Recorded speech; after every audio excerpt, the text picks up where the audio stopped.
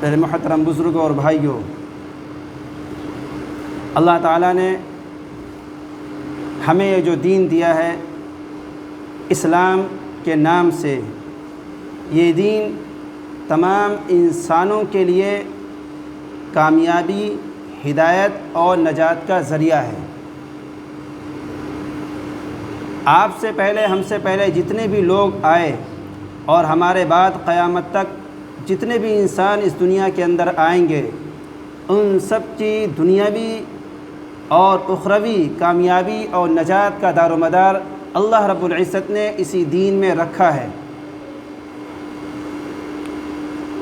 یہ دین ہم تک جو پہنچا ہے بڑی قربانیوں اور بڑی آزمائشوں سے گزرتے ہوئے پہنچا ہے۔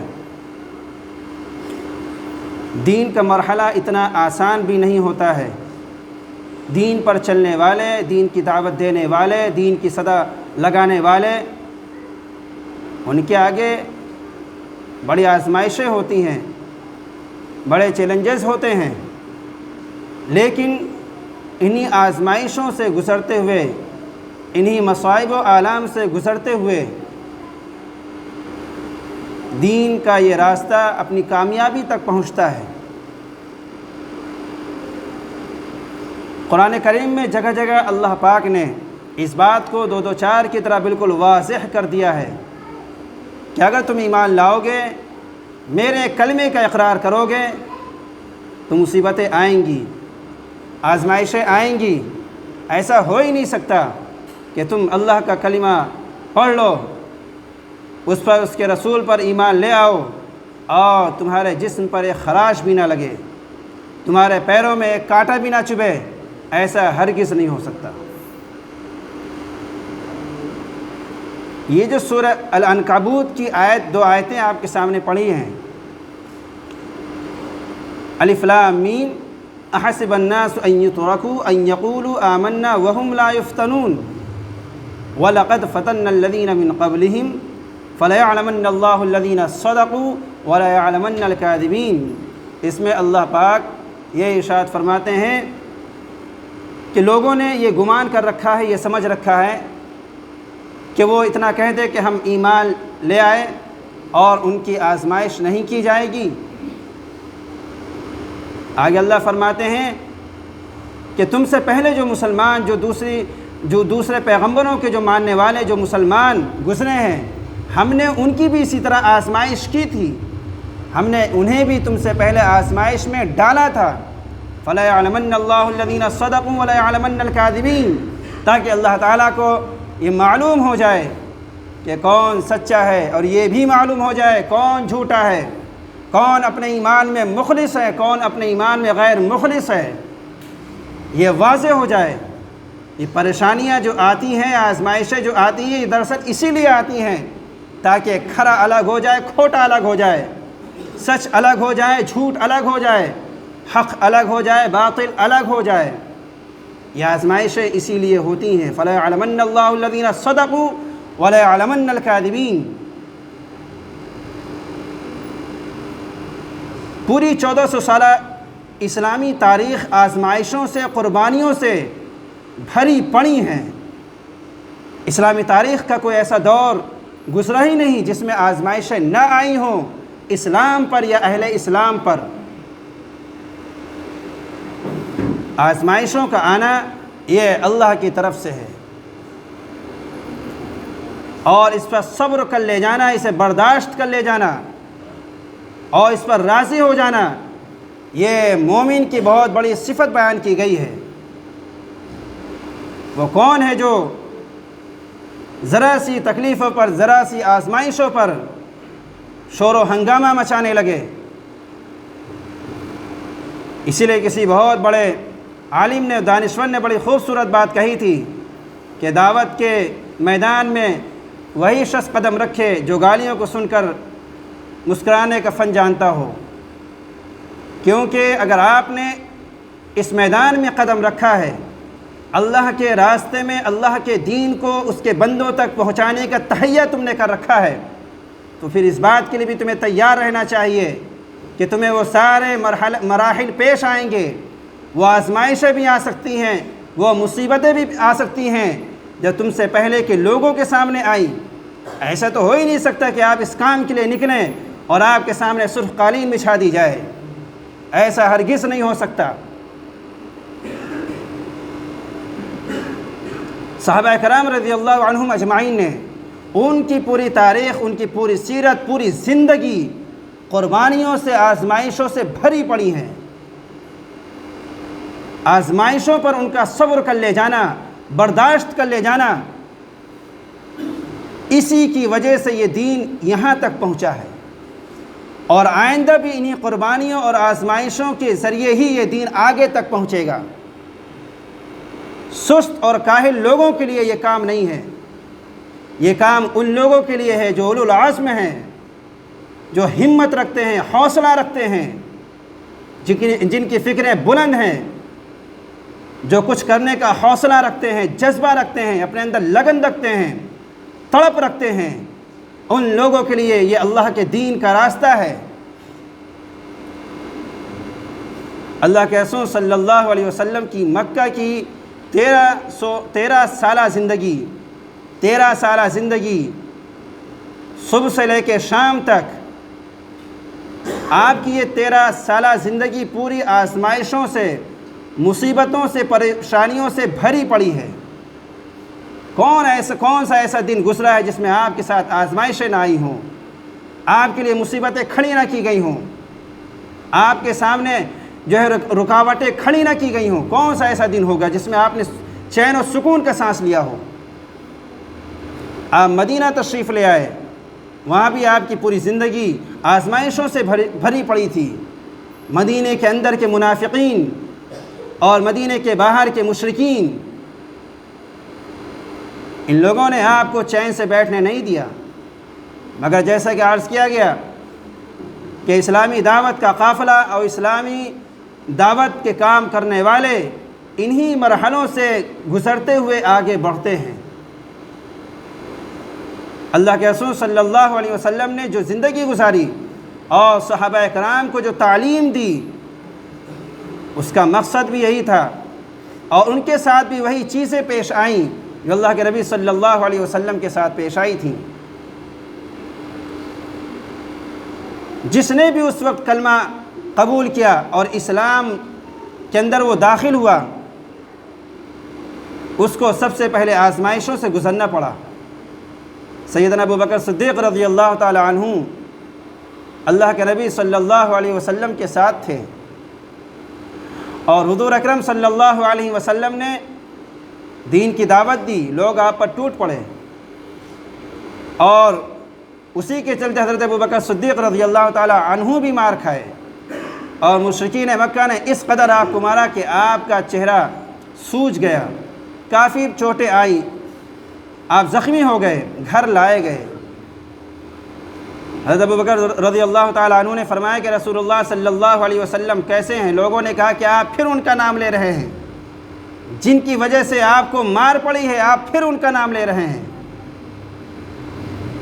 ذرا سکون سے رہیں، جب آپ کا گھاؤ ٹھیک ہو جائے، آپ چلنے پھرنے کے قابل ہو جائیں، آپ کو معلوم ہو جائے گا۔ سیدنا ابو بکر صدیق رضی اللہ عنہ نے فرمایا مجھے اس وقت تک چین نہیں ملے گا جب تک کہ حضور کی خیریت معلوم نہیں ہو جاتی۔ تو ان سے بتایا گیا کہ اللہ کے رسول ٹھیک ہے، آپ نے فرمایا کہ جب تک میں دیکھ نہیں لوں گا مجھے سکون نہیں ملے گا، چین نہیں ملے گا۔ لہذا حضرت ابو بکر رضی اللہ تعالیٰ عنہ کو لے جایا گیا، اور انہوں نے حضور اکرم صلی اللہ علیہ وسلم کو بنفس نفیس خود اپنی آنکھوں سے جو ہے زیارت کی دیکھا تو آپ کو سکون ملا۔ حضرت ابو ذر غفاری رضی اللہ تعالیٰ عنہ وائے مکہ کسی اور چیز کی تلاش میں آئے تھے، اور جب حقیقت کو وہ جان گئے تو وہ مسلمان ہو گئے، اور کہا اللہ کے نبی صلی اللہ علیہ وسلم نے فرمایا کہ ابو ذر اس وقت تم اپنے وطن چلے جاؤ، یہاں کے حالات ٹھیک نہیں ہیں، مکہ کے مشرکین کو اگر پتہ چل گیا کہ تم نے اسلام قبول کر لیا ہے، ایمان میں تم داخل ہو گئے ہو، تمہیں وہ چھوڑیں گے نہیں، تم اس وقت اپنے وطن چلے جاؤ، جب اللہ تعالیٰ اسلام کو غلبہ عطا فرمائے گا اس وقت تم چلے آنا۔ حضرت ابو بکر رضی اللہ تعالیٰ عنہ نے، حضرت ابو ذر غفاری رضی اللہ تعالیٰ عنہ نے وہ مومنانہ جملہ ادا فرمایا، اور وہ جملہ جرأت سے بھرا ہوا جملہ تھا، انہوں نے عرض کیا اللہ کے رسول جب یہ کلمہ برحق ہے اور سچا ہے تو میں ان کافروں کے بیچ میں جا کر اس کی آواز لگاؤں گا۔ وہ آئے اور خانہ کعبہ کے درمیان میں آ کر صحن میں آ کے انہوں نے کہا لوگو لا الہ الا اللہ محمد رسول اللہ کہہ لو۔ انہوں نے اس کی دعوت دی، اتنا سننا تھا کہ لوگ جو وہاں بیٹھے ہوئے تھے آپ پر ٹوٹ پڑے اور مارتے گئے۔ اگر حضرت عباس رضی اللہ تعالیٰ عنہ اگر بیچ میں نہ آتے تو قریب تھا کہ ان کی جان بھی چلی جاتی۔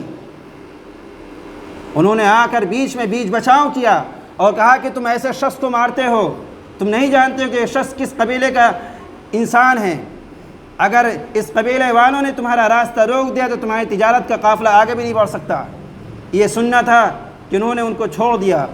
حضرت بلال حبشی رضی اللہ تعالیٰ عنہ کا نام آپ سب نے سنا ہوگا۔ اللہ پاک نے انہیں جو عزت دی تھی وہ اسلام کی بدولت عزت دی تھی۔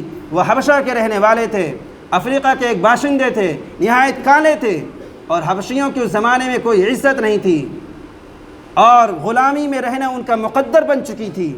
بلال حبشی رضی اللہ تعالیٰ عنہ بھی غلام تھے امیہ بن خلف کے، لیکن جب حقیقت آشکارا ہو گئی کہ نہیں ہے کوئی معبود سوائے اللہ کے، وہی ایک ہے، تو انہوں نے اس حقیقت کو تسلیم کر لیا، جس کے نتیجے میں اس کے آقا امیہ بن خلف نے اس قدر مارا، مگر وہ اپنے ایمان سے پیچھے نہیں ہٹے۔ مکہ کی تپتی ہوئی صحراؤں میں انہیں لٹایا جاتا تھا، پتھروں پہ انہیں لٹایا جاتا تھا اور سینے کے اوپر بھی پتھر رکھ دیا جاتا تھا تاکہ یہ اٹھ نہ پائے، ہل نہ سکے۔ وصیتیں دی گئی تاکہ یہ اپنے اسلام سے ایمان سے پھر جائے۔ ہر ضرب پر ہر مار پر بلال حبشی کہتے تھے احد احد، کہ وہ ایک ہے، وہ ایک ہے، اس کے علاوہ کوئی معبود نہیں ہے، کوئی الہ نہیں ہے۔ یہ آزمائش انہوں نے برداشت کی، انہوں نے صبر کیا، اور اس کا نتیجہ یہ ہوا کہ فتح مکہ کے موقع پر جہاں قریش کے بڑے بڑے سردار موجود تھے اور مسلمانوں کے بڑے بڑے سردار موجود تھے، مکہ فتح ہو چکا تھا، سارے کفار و مشرکین و مجرمین سرنڈر کر چکے تھے۔ اس وقت اللہ کے نبی صلی اللہ علیہ وسلم نے بلال سے کہا کہ بلال جاؤ خانہ کعبہ کی چھت پر چڑھ کر اذان دو۔ یہ رتبہ بلند ملا جس کو ملا، ہر ایک کو یہ بلند رتبہ نہیں ملا کرتا ہے۔ بلال حبشی رضی اللہ تعالیٰ عنہ نے اسلام کی پہلی اذان دی۔ یہ تاریخ کا پہلا واقعہ تھا جب اذان ہوئی خانہ کعبہ کے اوپر، تو اللہ پاک نے یہ عزت انہیں اسلام کی بدولت عطا فرمائی تھی، اور یہ عزت انہیں اس وقت ملی جب انہوں نے آزمائشوں سے گزر کر ان کو اس پر صبر کیا اور استقامت کا دامن انہوں نے نہیں چھوڑا۔ ہم اور آپ یہ سمجھتے ہیں کہ ہمارے پیر میں کانٹا بھی نہ چبھے اور ہمارا ایمان و اسلام بھی سلامت رہے، محفوظ رہے۔ ایمان کی حلاوت انسان اس وقت تک چکھ نہیں سکتا، اسے احساس نہیں ہو سکتا جب تک کہ اس راستے میں اس کے پیر میں کانٹا بھی نہ چبھے، جب تک کہ آزمائشوں سے گھیر نہ لے۔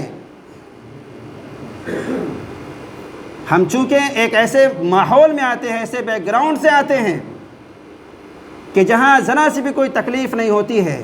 ہم خاندانی مسلمان ہیں، مسلمان کے گھر میں پیدا ہوئے، مسلمان نام رکھا گیا، عقیقہ کیا گیا، مسلمان ہو گئے۔ اب ہمیں اس سے کوئی غرض نہیں کہ اسلام کیا ہے، اسلام کا کلمہ لا الہ الا اللہ محمد رسول اللہ ہے کیا، جس کو قبول لینے کی صورت میں صحابہ اکرام نے بہت زیادہ آزمائشیں جھیلی، بہت زیادہ تکلیفیں انہوں نے اٹھائیں۔ یہی وجہ ہے کہ جہاں بھی گئے اسلام کا پرچم گاڑتے گئے، اور جہاں بھی چلے گئے کلمے کی آواز کو بلند کیا۔ اس لیے دعوت کا جو میدان ہے، دعوت دین کا جو میدان ہے، وہ اتنا آسان نہیں ہے۔ انسان یہ سمجھے کہ ہم یہ کام بھی کریں اور کوئی مجھے گالی بھی نہ دے، میں یہ کام بھی کروں اور سب لوگ مجھ سے بہت اچھے طریقے سے پیش آئیں، کوئی برا بھلا بھی نہ کہے، کوئی جملے بھی نہ کسے، کوئی طنز و تعریض کے تیر بھی نہ برسائے، ایسا ہو ہی نہیں سکتا۔